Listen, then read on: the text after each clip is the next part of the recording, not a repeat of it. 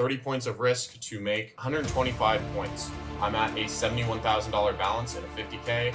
I'm on my third payout cycle. I'm trying to get this account to live. I was already up $2,000 on the day on NQ in the last 5 years. When we open below midnight from that 3 a.m. time period, you are retracing to that level 84% of the time. This open was very chaotic, and I was sitting in this trade on stream, and the trade went up 100 points, and I was telling people who were in the live stream with me coming into the New York Open, if you want to take the 100 points, take the 100 points. I'm going to sit in this trade. I'm confident in it. The reason I took this trade, I wanted to do a trade recap for this trade that I took that resulted in a 4-to-1 trade, and I utilized statistics and some order flow concepts in order to take this trade that was pretty high probability in my opinion. This setup also occurred on Thursday last week. So I'm going to break down the trade that I took on Friday in my XFA, and then I'm also going to show you an example of it on Thursday of New York session. That was the 22nd of January, I believe. But I'm just going to break it down for you guys. I did call out the Thursday trade on a live stream, but I didn't actually take it. So let's just get right into it. You can see I'm on my Top Step account. So I traded this with 4 micro NASDAQ. I entered 2 cons here and then just added another 2 based off the sizing, how much I wanted my stop to be. My stop was at these London lows, and my TP was up at 25,700. The reason for that was because of True Day Open. So I'm going to break down what True Day Open is here. I'm going to show you guys why I think this was a great location to get in longs. I saw a lot of people shorting on Friday, and why you should have avoided the short trade. So what is True Day Open? True Day Open is going to be midnight New York. So I'm over here on profitable. I'm going to clear out some of these indicators in here just to clean things up a little bit. But I'm going to leave on the sessions, and I'm going to show True Day. So True Day is showing right here. This is just midnight New York. So if you are looking to mark this out on your chart, I'm going to do this on TradingView as well. I'm just going to come over and look for 12 Eastern, and I want to see the open of that candle. So if I zoom in here, 12 Eastern is right here. So on this candle, I want to mark out the open of it. Just going to take a horizontal ray and mark that out. 1 second. So that's your open. That's around where True Day is resting. Now, the reason I took this trade towards True Day in this case, I know a lot of people from the ICT side use True Day, but I think there's a better way to utilize this. What I was seeing here was London from 3 a.m. to 8 a.m. did not sweep True Day. Okay, it didn't come up to that True Day level. I'm going to show you the stats on how often this hits. So if I'm looking at my session from 3 a.m. to 11 a.m. Eastern on NQ in the last 5 years, when we open below midnight from that 3 a.m. time period, you are retracing to that level 84% of the time. Okay. If I look at Friday specifically, 91% on the above retrace, 84% on the below. And I'm just going to scroll through this and show you guys the retracement times. So typically, if we're not retracing in this 3 a.m. to 7 a.m. session, you're seeing the retracement occur right at that New York Open. So 10, 9:45, 10:30, 10:10. Most of these are like 3 to 5 a.m. So during that London session, 9:35, 9:40, 9:40 again. So typically, if you're not retracing in that 3 to 8 a.m. session, that True Day Open is going to be an excellent draw on your New York timeframe for indexes. This is for NQ and ES. ES has similar stats, but that's what these statistics are showing. If you don't retrace in this London session, you're going to displace back towards this True Day Open very quickly in that New York AM session. It's typically what we're seeing in the stats, okay? So I entered long down in here, and I was looking for this retracement to occur back up to this true day. Now there's a couple other points in here.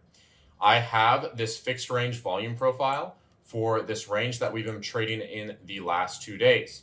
We came down to this value area low in London, traded below it, very quickly recovered back above it.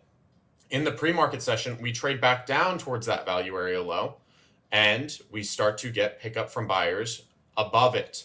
If I'm looking at this on a 1 minute time frame, this open was very chaotic, and I was sitting in this trade on stream, and the trade went up 100 points, and I was telling people who were in the live stream with me coming into the New York Open, if you want to take the 100 points, take the 100 points. I'm going to sit in this trade. I'm confident in it. So my stop was at these London lows. That was my risk, was maybe price goes down and sweeps out these London lows before we displace towards true day. But it was 30 points of risk to make 120 or what was it, 125 points. So why I was looking at this value area low to hold is because during this New York session yesterday, this is where, and this is the Thursday New York session, this is where we had heavy absorption. So I have this absorption indicator on. It might not show it on the replay, but I'm going to zoom into these candles, and this will show me my footprint. This platform I'm on is profitable. It's got footprint charts. It's got a bunch of cool indicators on it. It's got a bunch of nice reports on it as well. But if I'm looking at Thursday's New York session, there was heavy absorption on the sell side at these lows. So you're getting a lot of sellers showing up, and they aren't pushing the market lower.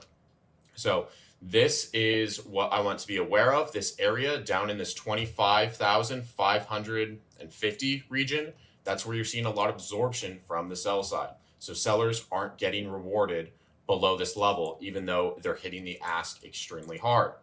Now, when we come into this London session for Friday morning, what happens when we're back at that level where we saw previous absorption? Back here, now we have exhaustion on these candles. There's no sellers showing up at these lows. So we previously had absorption. That led to exhaustion. We come back into this region in the pre-market session. And again, you have exhaustion of sellers down near these lows. This is around where I entered at. And I held this trade through that New York Open. There was PMI as well. But the displacement, to me, it was very clear that it would trade back up towards that true day level. So I used value area low from the previous 2 days of range. I used an area where there was heavy seller absorption followed by exhaustion. And I used that true day stat to give me a very high probability trade that resulted in a 4-to-1. I only traded this with 4 micros because on this Top Step account, I'm at a $71,000 balance in a 50K. I'm on my third payout cycle. I'm trying to get this account to live. I was already up $2,000 on the day. I'm just shooting for winning days.